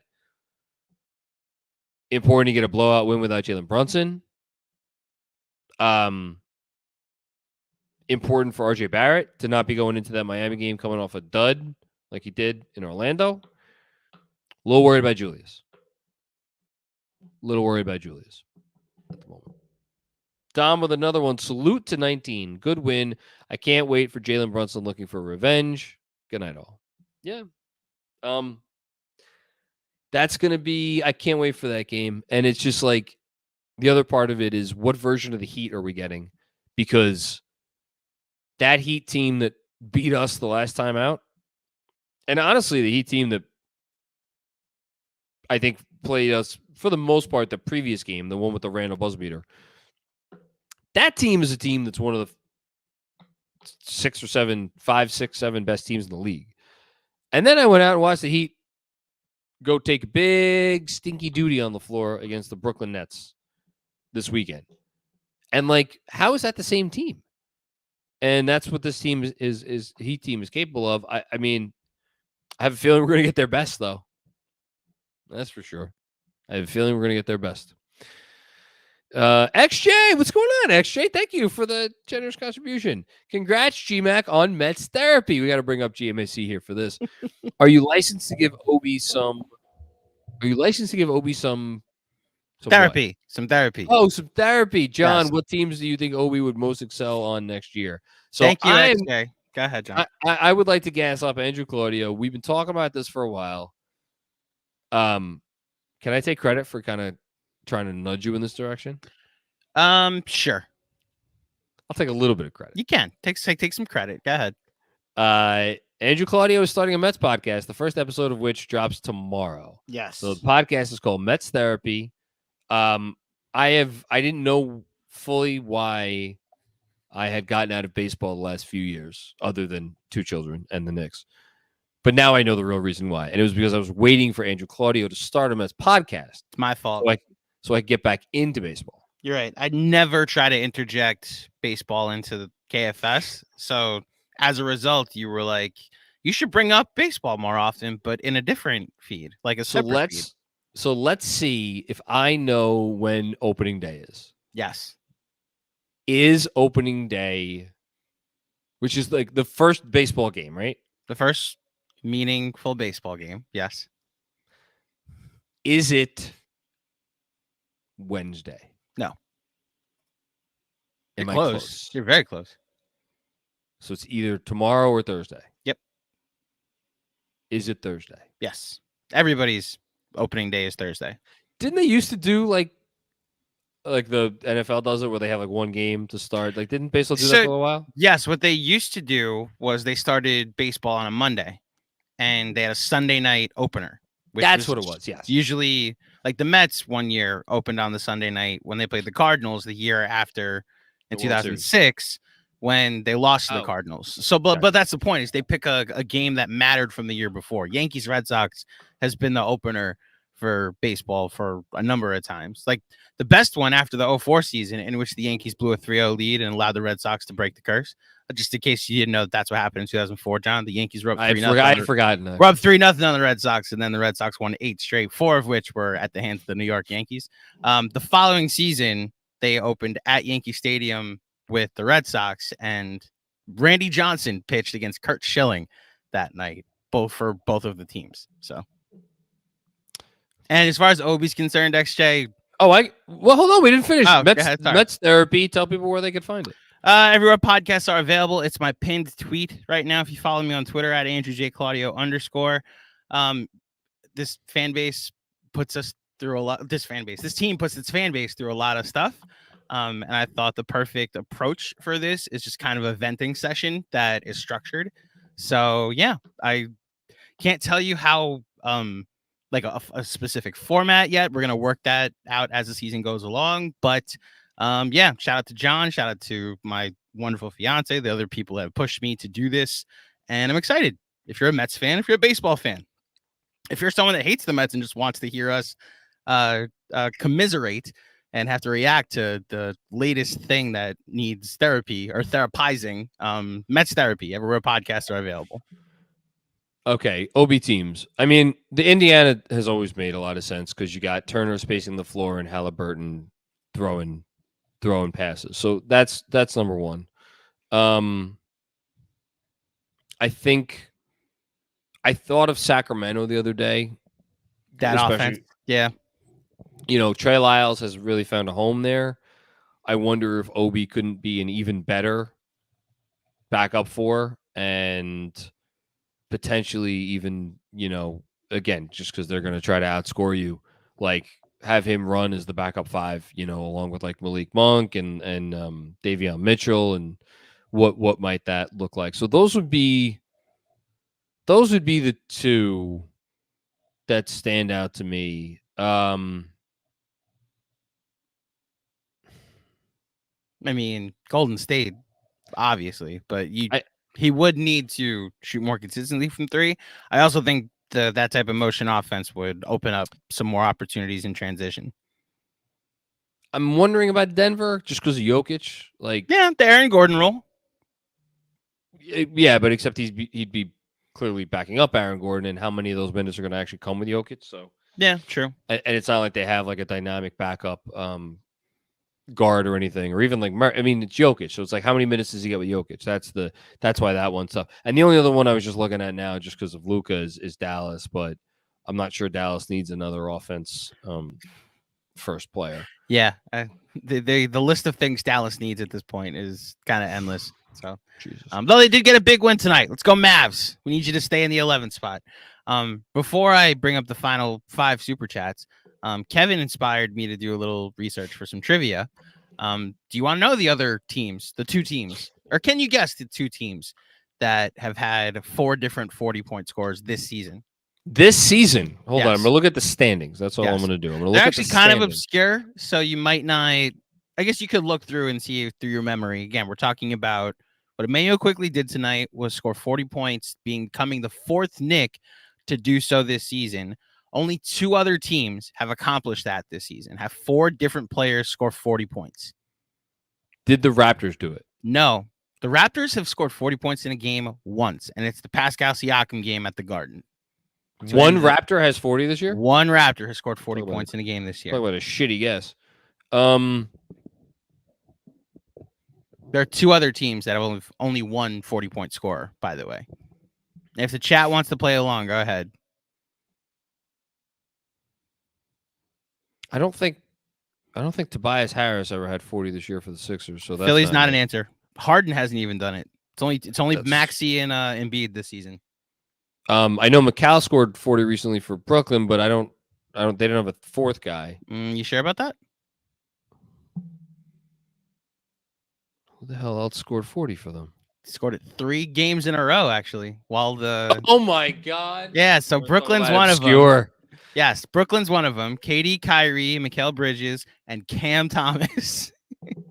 How many times did Kyrie score 40 on us, or did he just get in the high 30s on us? I can look that up, but that's one of the teams. Okay, so I got that one. None of the 40-point games came against the Knicks. Okay. No, I don't think. Again, we're doing Knicks. We're doing teams that have scored 40 points have had 4 different 40-point scores in a game this season. Not Utah, right? Nope. Utah has had, as I scroll down, one player score 40 points in a game. Right? Markkanen's done it 3 times this year. All right, let me get one more guess. One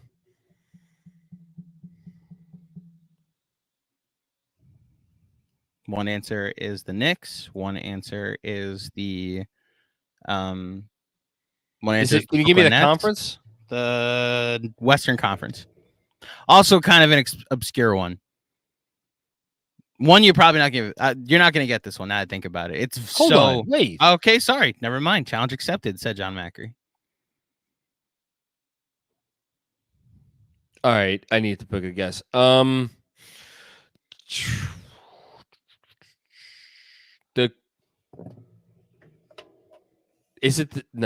can't be. Is it the team we played tonight? No, it's not the Houston. I was going to guess the Clippers. It's not the Clippers, is it? So I'm just going to tell you real quick. The Rockets have had one player score 40 points in the game this year. It's Jalen Green. To answer the chat a bit, XJ guessed the Cavs, which was one of mine. They've had the Cavs because Mobley hasn't gotten it, right? And Aaron Allen hasn't gotten it either. They've had 3, so it's Mitchell, LeVert, and Garland. Yeah. So it's only 3. Someone did get it. I'll acknowledge you in a second. Cam Akrami guessed the Thunder, SGA and only SGA. Riyad Raheem guessed Memphis. Memphis has had someone score 40 points in a game once this year, and it's Ja when he put up 49. And then the correct answer from Paul, who got it, is the New Orleans Pelicans, who got 40 from CJ McCollum. Oh my God! The other night, Trey Murphy the third, Zion Williamson, and Brandon Ingram. Oh, that's a terrible job. That game just happened. Yes. And then the other obscure trivia from this: only 3 teams have had 1 40-point game this season: the Toronto Raptors, the Memphis Grizzlies, and the Memphis Grizzlies with Morant, and then the Miami Heat when Tyler Hero scored 40 plus one night. Jimmy hasn't scored 40. Jimmy has not scored 40 this season. That's funny. Yes, 40. That's a good trivia question. 40 exactly against Houston in December for Tyler Hero. Man. So good trivia. I like that. Yeah, that's fun. Yeah. All right. 5 more. Let's do it. Thanks, everybody, for hanging out, by the way. This is a fun one. Dom Cappuccini, 19th at defense. Seriously? What the F, fellas? I hope the second half is a sign of things to come. Okay, good night, all. For good. I can't wait for the next game. Look, the defensive rating is not great. The defense for a while now is not great. However, context, always important. I do think it is important to acknowledge a couple things. One, the Knicks on the year still have the 7th best net rating in all of basketball. Don't scoff at that. That is not an accomplishment to be taken lightly. The fact that they are the 5th best offense, and not only the 5th best offense, but they are closer to the 3rd-ranked Celtics, who have had quite a year for themselves, than they are to the 6th-ranked Mavericks. So, they're 0.7 above the 6th-ranked Mavericks. They're really, their offense is elite. Elite. As far as the defensive rating, yes, they are down to 19th at 114.0. Here's why I think context matters. The 2 teams after them, Hornets at 114.5, and then Wizards 114.9. So there was 0.9 points per 100 possessions difference between 19th and 21st, which is the same difference, 0.9 points per 100 possessions, between them, the Knicks, 19th place Knicks, and the 11th place Minnesota Timberwolves. So there, and then one spot above that, Thunder, 113.0. One spot above that, the Heat at 112.9. So there is a large swath, one of my favorite words, large swath of teams from 9 to the Knicks at 19 in terms of defensive rating between 112.9 and 114.0. They are a middle-of-the-pack defense. That's what they are. They're a middle-of-the-pack defense. That is not going to be good enough for them to win a playoff series. They need to be something better than middle of the pack. It could be on the back end of the good, but it needs to be better than the middle of the pack. Can they get there? Yes. How do they get there? Attention to detail, execution. I mentioned on the halftime, and Benji mentioned in the moment, like a rocket, I think it was Jalen Green, like splitting a switch with Grimes and Quickley. Like, those are 2 of your best defenders, right? We need second half Mitch. We need Julius fully engaged. We need good RJ on defense. Everybody executing in terms of not fouling, strong closeouts, extra efforts, all of the things, right? They're capable of all of this stuff. And here's the last thing I was like, on this point, watching this team defensively right now, there were times very early in the year where I was like, man, their defense seems broken. Something about it seems fundamentally broken. I don't get the sense right now that I'm watching a defense that is broken. I get a sense that I'm watching a defense that is has not crossed its T's and dotted its I's, but I think they are still capable of being a very good defense. And yeah, I'll leave it at that. Nick Petroselli, choose one on this team, Butler or Embiid. Embiid. Embiid might be my number one, semi-realistic trade candidate in the league. Yeah, I think he is.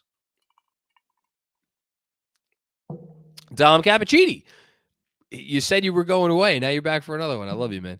P.S. Breen said 2 times that Jalen Brunson is expected back on Wednesday. I mean, your lips to God's ears, man. Or Breen's lips to God's ears, I hope. We need him. Kevin Danishevsky in MSG. Oh, wait. Is that it? Where'd it go? Kevin went away. Hold on. He reposted the same comment twice. So I'm getting to the other one that he had. So here you go. Okay. Is Emmanuel Quickley ceiling a number 3 on a championship team? I love how he keeps adding to his game. Turnaround, midi, awesome from a guy who once lacked any mid-ranger. I don't know that he once lacked any mid-ranger. I think that might be a little bit aggressive. Here, is this the last comment? 2 more after this. All right, I'm going to save this exercise for I'm going to answer your question in a second. Let's get to the last 2, and then I'm going to bring Andrew up here. Frank Miranda with another one. Frank, you're a madman. What's up, Mac? It's your boy Frank from Patreon. I know that the RJ stands will be out in full force tonight because he cooked the Rockets. Let's see in 2 weeks when the real games start. What is his role? What will his role be? # Quickley's backup. I'll just say this. The thing that I am most fascinated by in the playoffs is if RJ comes out and I'm not saying he's going to have this, but if he comes out and it's not like, let's say he doesn't have it in game 1 and it's pretty clear he doesn't have it in game 1. You know, what do his minutes look like in the second half of that game? What do his minutes look like in game 2? What do his minutes look like in game 3? Because Tom Thibodeau is many things. A man who fucks around is not one of them. And he will not, you know, I mean, we saw it with Elfrid Payton 2 years ago, right? And now, granted, look, and again, people are going to be like, Macri compared RJ Barrett to Elfrid Payton. No, I didn't. But in terms of this very, very specific thing, once it comes down to brass tacks and it's the playoffs and every minute matters, Tibbs has clearly shown that, like, whatever he felt an obligation for one reason or another to do during the regular season is not necessarily what he will do in the playoffs. So, like, what is the rope? You know, how long is the rope? I'm fascinated to see that. And hopefully it's not something we ever have to see or I ever have to be fascinated about because RJ comes out in the playoffs and plays well. That's what I'm hoping for because he's certainly shown the capability to do it. Jesse M., why do you think the Knicks fell off on defense compared to last year? I think, you know, I do think there is something to be said for the fact that, like, the Knicks know that they can outscore teams now. Like, I think back to the Minnesota game. They were getting anything they wanted against Minnesota. Anything they wanted. And then Julius went crazy. But even in the first half, it was the whole team. They were getting anything they wanted. And, like, that's been so many nights. And if you're a team that just, like, knows that you're an elite offense, I do wonder how much that impacts things. Because there's nothing, like, your question is aimed at, like, what is the one thing, the thing here or the thing there, why they dropped off. And really, you're talking about dropped off from 2 years ago. Like, I don't think there's any one thing. I think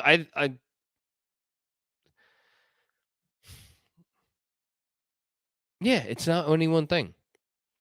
I really don't think it is. I think it's just that. It's a collective, you know, little bit of a drop off. You know, and again, last season they finished the year ranked 11th in defensive rating. I just went through the stats. They're a point per 100 possessions away from being 11th this year. So we're not talking about a huge drop off, you know? And then you factor in the thing about they score a lot of points. So, yeah. Not sounding the alarm yet. Okay. Here's what I want to go through, Andrew.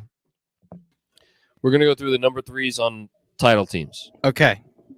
So, last year, it's either Andrew Wiggins or Klay Thompson. I don't really know who you want to say was the number 3 on that Warriors team. But both of those guys have made all-star teams. The Bucks the year before that, Drew Holiday or Chris Middleton, all-stars. The Lakers The year before that, third best player on that title team, I guess would be Kuzma, right? Yeah, he could have been the third best player on that team. Kuzma or Caruso. That was a weird team because LeBron and AD was like they were as big a big two as you're gonna get. Mm-hmm.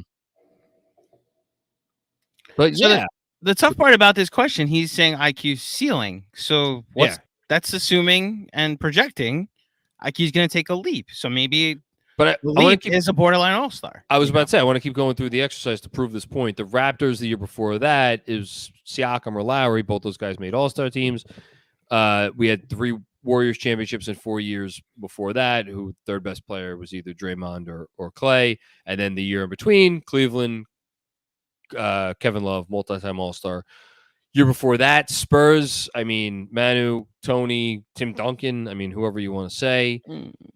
Before that, well, what? I actually think that was a championship by committee back then. That so that's what I'm saying. Like whoever but you want to say Quickley is the could third have best. been Quickley could have been in a member of that committee. You know, there were some nights Danny Green was the best player on the floor. Sure. Before that, Chris Bosh, Hall of Famer 2 times. Before that, Dallas Mavericks, I would say either Jason Terry or Tyson Chandler. I've used the Terry comp in terms of impact for Quickley before. And then we'll go a couple more. Los Angeles Lakers, the 2 years before that were Ron Artest and who did they trade trade to get Ron Artest? Was it Ariza? Odom? Yes. No, Odom was on both championship teams. So then it's either Odom or Ron Artest. Both Artest was an all-star at one point in time. Odom never. I don't think Odom ever made an all-star team, but he was like right there, a couple times. And then the year before that, Boston Celtics, Big Three, Ray Allen.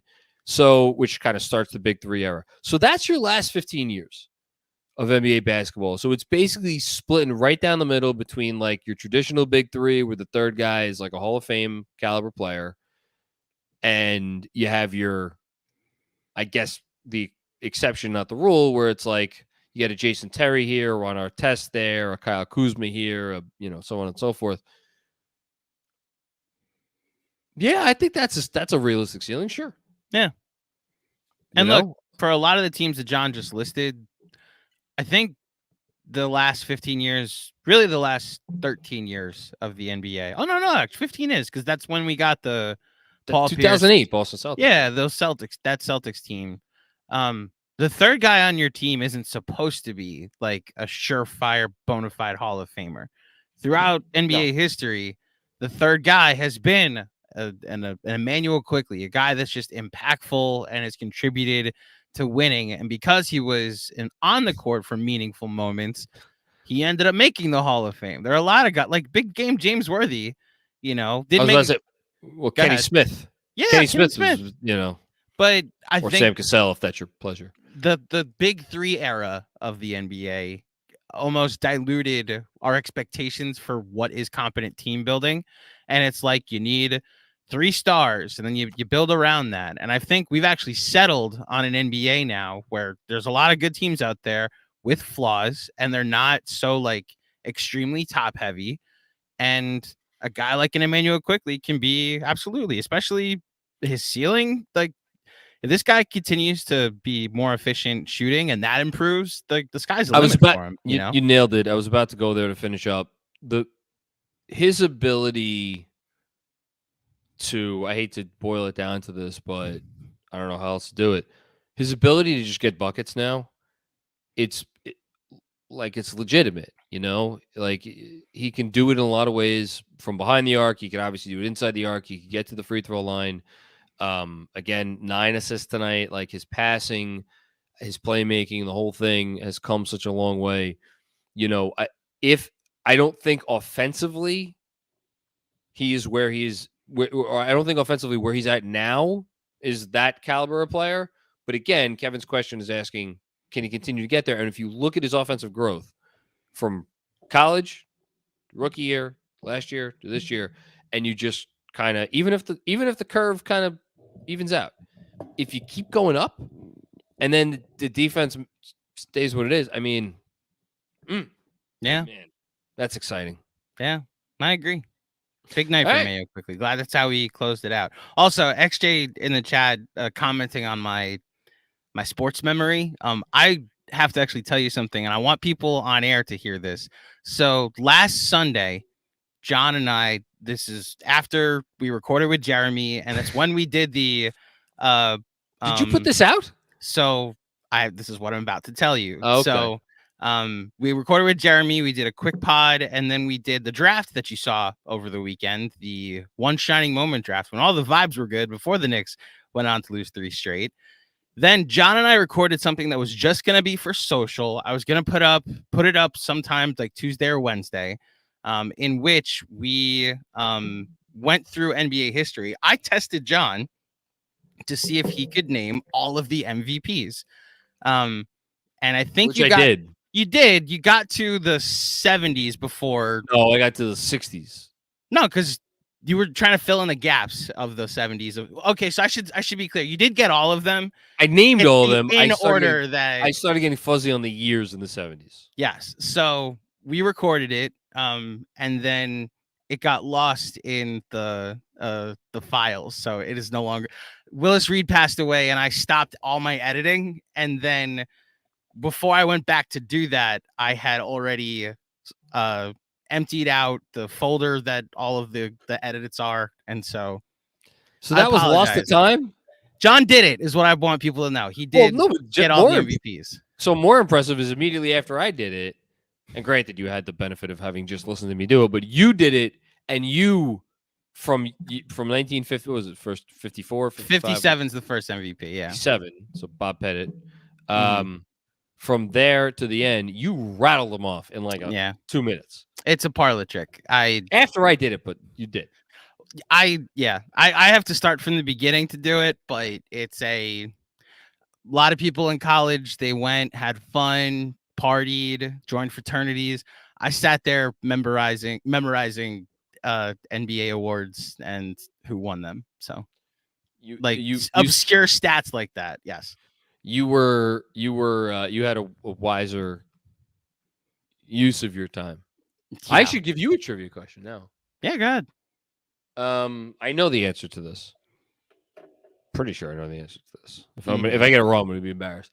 Who's the first player in NBA history to average 20 points a game? Ooh. It wouldn't be Bob Pettit? It was not Bob Pettit. This is before they gave out the MVP award? Oh, this was like a decade before. So I shouldn't. I kind of cheated. It was back when it was the BAA, the Basketball Association of America. Oh, I have no idea then. Check me on this. Okay. I believe it is a gentleman by the name of Ed Fulks. Ed Fulks, the BAA. Yes. Okay. Yeah. And I only know this because I did a whole thing on 20-point scorers over the All-Star break and how the Knicks may be on the verge of having 3 20-point scorers. Oh, Joe Fulks. I got the first name wrong. Oh, that's a terrible job by me. Google did not give me anything on Ed Fulks. It is indeed Joe Fulks, who led the NBA in scoring, or the BAA in scoring, in the 1946-47 season at 23.2 points per game. He was the only player in the league that year to average over 20 points per game. There you go. For like you said, the Philadelphia Warriors. Yes, for the Philadelphia Warriors. There you go. Only 30% shooting. So he shot. So the inefficiency really averaged 8 for 26. Yeah, this is RJ.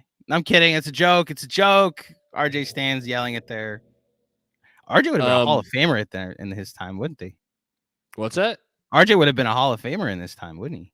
Yeah. The New York Knicks, meanwhile, that season did not have a single player average in double figures. The leading Knicks scorer that year was, again, a gentleman by the name of Bud Palmer. Bud, short for John Shove. This, I swear to God, I'm not making this up. John Shove Palmer. I can see why he went by Bud. Averaged 9.5 points a game. He hailed from Phillips Exeter Academy in Exeter, New Hampshire. before going to Princeton. So this is really fun that we've ended up here tonight. Emmanuel Quickley would be the third best player on a championship team in this era. I don't know if Bud Palmer could have been the third best player on a championship team. Hold on. One more. One more? Okay. Yeah. Kevin Danishevsky, John's preseason prediction is a hit. # 43 wins. You know what, Kev? I really hope they don't go 0-6 from here. 2 away from mine. So there you go. Who had 46 before? Somebody didn't they? Mensa had 47, so he's actually right on track to be right. I have it here. Hold on. Oh, well, never mind. No, Mensa had 48. 48. I have it at 48. There you go. So he needs a little help. And I had you at 45. I was at 45. Yes. Yeah. So you're 2 away from that, and then Mensa needs to go 5-1. And Robert Cross 53 wins. They unfortunately cannot achieve that. Unfortunately. Yeah. Okay. Well, this was fun. We needed a fun one like this. I agree. It'd be cool if it's just as fun on Wednesday. We'll see if we get it. We'll do some trivia stuff this offseason, by the way, everybody. The thing that we did record, I actually thought was fun. We may fool around with like Sporkle Saturdays, where we just like test each other. I know Sporkle. Yeah, like that's how I got good at the trivia and stuff like that. So, maybe you watch us try to, name all the MVPs again. But you're better at it than me. I know. We can do it together. That's all. I'll just be there to help guide you if you need like a assistance in that sense. Help guide me. Yeah, that's how the MVP. So okay, Pettit, Kuzi, Russell, who?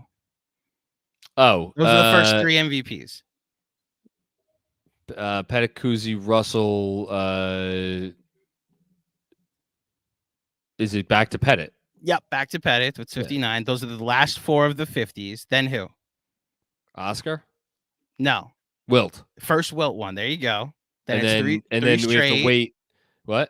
Then it's then Russell straight. Then Russell 3 straight. Yes. Now we're at 63. Then Oscar. Then 3 straight for Wilt. Then one more Russell. Then 3 straight for Wilt. When's Oscar? Wait. Oscar was. Oh no. So it's Oscar. You're right. So it's Oscar, Russell. That's when Russell wins his last one. Then it's 3 straight for Wilt. Right, enough of this. I don't want to embarrass myself. That's the 60s. No, you're good. Then we're already up. Then it gets easy after that. No, it doesn't, because Kareem won 6. But he didn't win back to back. Yeah. Yeah, but the Kareem ones are tough. Let's just do this. Hold on.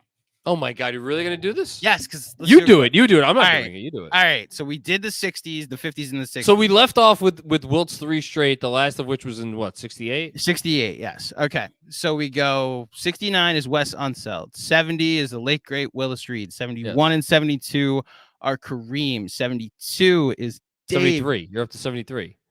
What'd I say? 71, 72 is Kareem. 73 is Dave Cowens.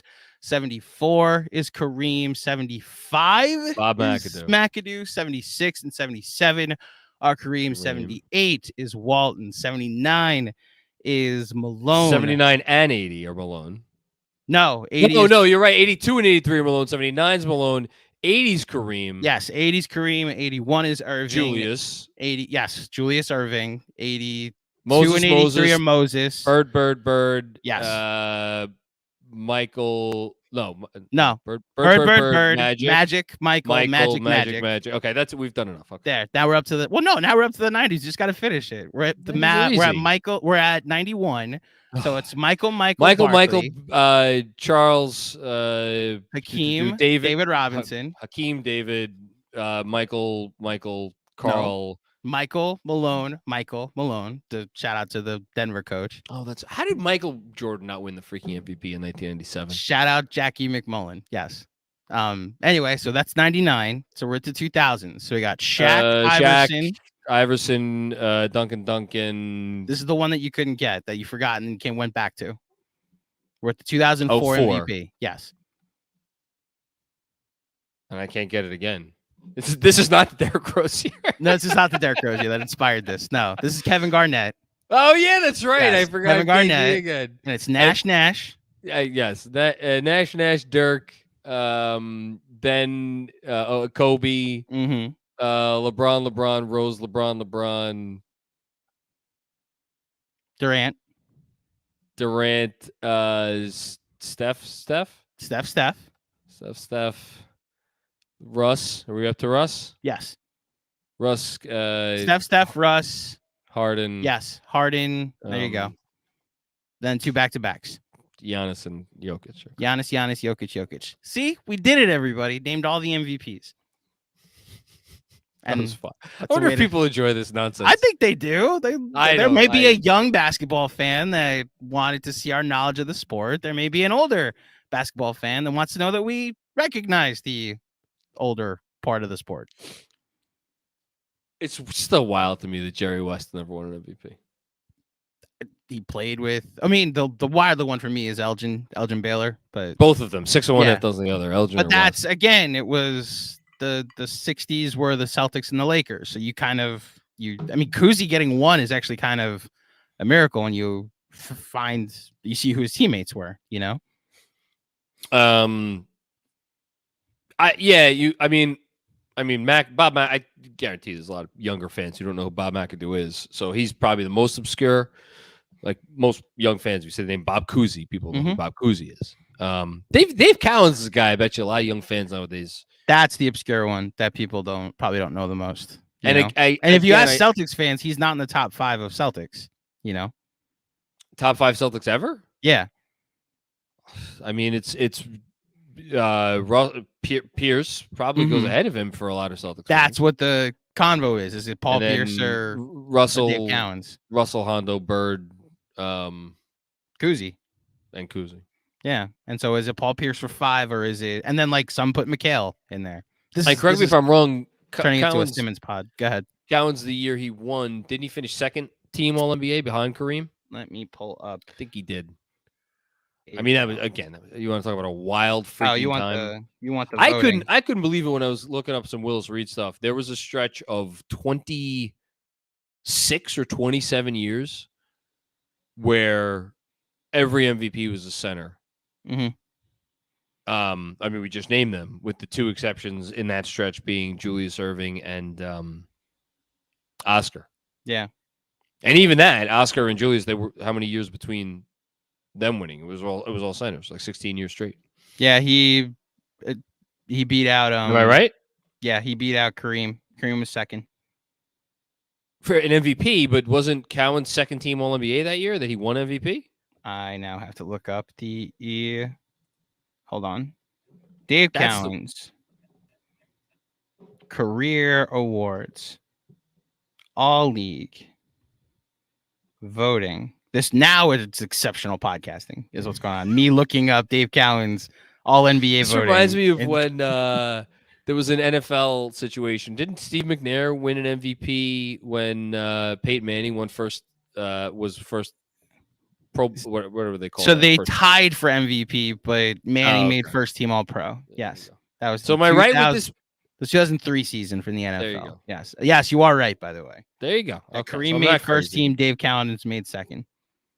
The All NBA teams that year, first and second: Kareem, Tiny Archibald, John Havlicek, Spencer Haywood, and Jerry West was first team. Spencer Haywood was first team All NBA. Second team: Rick Barry, Dave Cowens, Elvin Hayes, Pete Maravich, and the great Walt Clyde Frazier. And again, if you're wondering how such a thing could be possible, there was a different voting body back in those days for MVP and for all the other awards. So you got some funky stuff. Like you got like Lenny Wilkins, I think, one year finished. I forget if it was he finished like super high in All NBA and like didn't make an MVP ballot, or it was the other way around where he finished like second in MVP and like didn't make an All NBA team. But like you got some weird stuff. Like that's why all the voting from the 70s and stuff, you kind of not take with a grain of salt, but like it's some weird things. All right, we've been talking for 2 hours. Thank you, everybody, for listening to another episode of the Knicks Film School Podcast and watching another post game on our YouTube channel. Don't forget, if you're watching this and if you're still watching this, you should seek help. But also, how about some therapy? See what you did there. There you go. Also, subscribe to this channel. because what's better than that? And we'll be back tomorrow with what do we got tomorrow? Dream tomorrow night with Chris. Yes, draft rules everything around me. Dream, a new pregame pod Wednesday morning, previewing this matchup against the Miami Heat, and then we should have a pretty big guest. Shouldn't say who it is because it may not fall drop it. through. We're not saying who it is, but we are tentatively scheduled to do an interview tomorrow with someone that you will all enjoy listening to. Yes, fan favorite. So stay tuned for that. Maybe. It's the best way I could say it. Hopefully. Yes. Hopefully. Okay. All right. See you later, everybody.